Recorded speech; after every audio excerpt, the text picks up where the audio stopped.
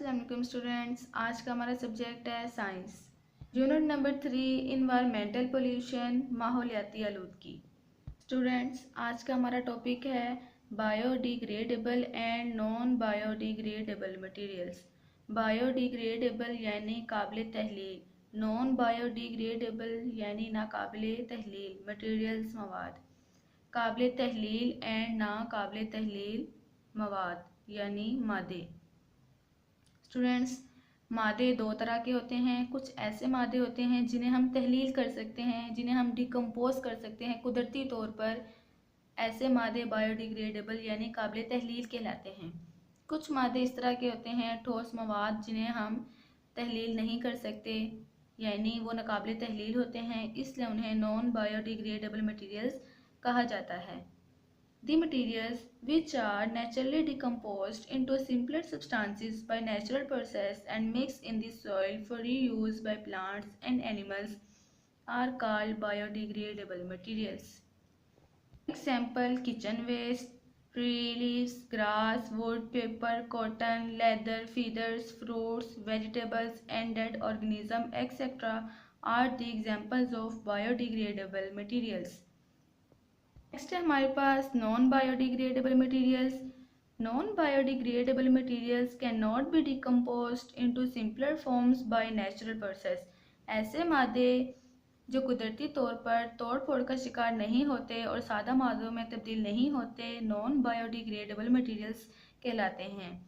For example glass, शीशा, क्राइमक्स, बिजली, heavy metals यानी भारी धातें, detergents, toxic chemicals, styrofoam, plastic bags and other plastic things are the examples of non biodegradable materials.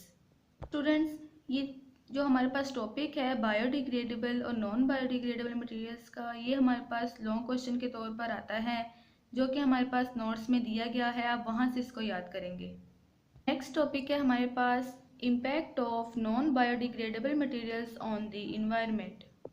नाकाबिले तहलील मादों का माहौल पर क्या असरात मरतब होते हैं, यानी जो नाकाबिले तहलील मादे होते हैं यानी ठोस मादे, वो हमारे माहौल में किस तरह आलूदगी का सबब बनते हैं, हमारे माहौल पर उनके कैसे असरात होते हैं। स्टूडेंट्स, ये हमारे पास लॉन्ग क्वेश्चन के तौर पर आता है। ये क्वेश्चन नोट्स में आपके पास दिया गया है, आप वहाँ से इसको याद करेंगे। Impact of non biodegradable materials on the environment, नाकाबिले तहलील मादों के माहौल पर असरात। स्टूडेंट्स, ये मादे हमारे माहौल पर बहुत से असरात मरतब करते हैं। इन मादों को हम डिकम्पोज नहीं कर सकते, इसकी वजह से ये हमारे माहौल में ऐसे ही पड़े रहते हैं और हमारे माहौल में एक ढेर सा इन चीज़ों का लगा रहता है। स्टूडेंट्स, कुछ लोग इन मादों को दरियाओं और झीलों में फेंक देते हैं। प्लास्टिक मादे शामिल हैं, ठोस मादे शामिल हैं इनमें। जब ये झीलों और दरियाओं में फेंके जाते हैं, समुद्रों में फेंके जाते हैं, तो वहाँ की आबी महलूक इन चीज़ों से डिस्टर्ब होती है और उनकी जो एक्वेटिक लाइफ होती है यानी आबी ज़िंदगी, वो मुतासिर होती है। और भी बहुत से इन मादों के असरात होते हैं जो हमारे माहौल पर ये मरतब करते हैं। मवाद, पेस्टिसाइड्स, टॉक्सिक केमिकल्स, स्प्रेज, ये तमाम चीज़ें जब हमारे माहौल में शामिल होती हैं तो इंसानों को भी डिस्टर्ब करती हैं। इसी तरह जब ये झीलों में और दरियाओं में फेंकी जाती हैं तो वहाँ में रहने वाली ज़िंदगी को भी, उनकी ज़िंदगी को भी मुतासिर करती है और इस नतीजे में बहुत सी एक्वेटिक लाइफ की डेथ हो जाती है। नेक्स्ट टॉपिक है हमारे पास ways to reduce the impact of non biodegradable materials, यानी नाकाबिले तहलील मादों के असरात को कम करने के तरीके। स्टूडेंट्स, यहाँ पे हमारे पास लॉन्ग क्वेश्चन बनता है। ये क्वेश्चन हमारे पास नोट्स पे नहीं है, इसको हम यहीं पे बुक्स पे करेंगे।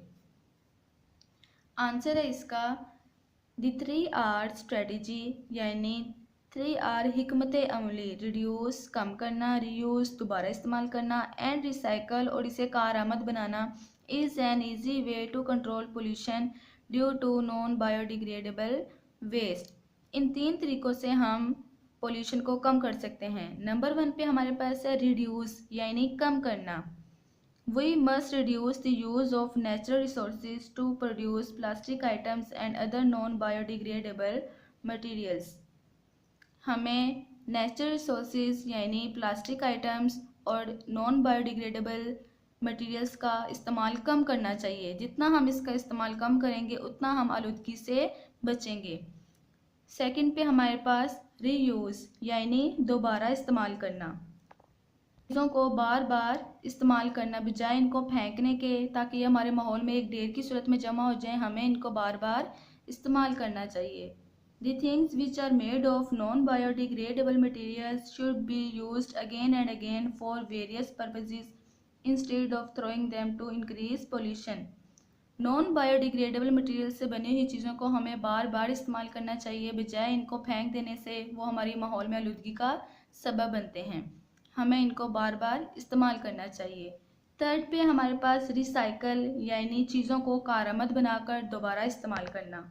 यूज्ड प्लास्टिक गुड्स यानी प्लास्टिक की इस्तेमाल शुदा चीज़ें, ब्रोकन ग्लास बॉटल्स, शीशे की टूटी हुई बोतलें एंड टिन कैंस और टीन के डिब्बे कैन बी रिसाइकल्ड इजीली, इसे कारआमद बनाए जा सकते हैं।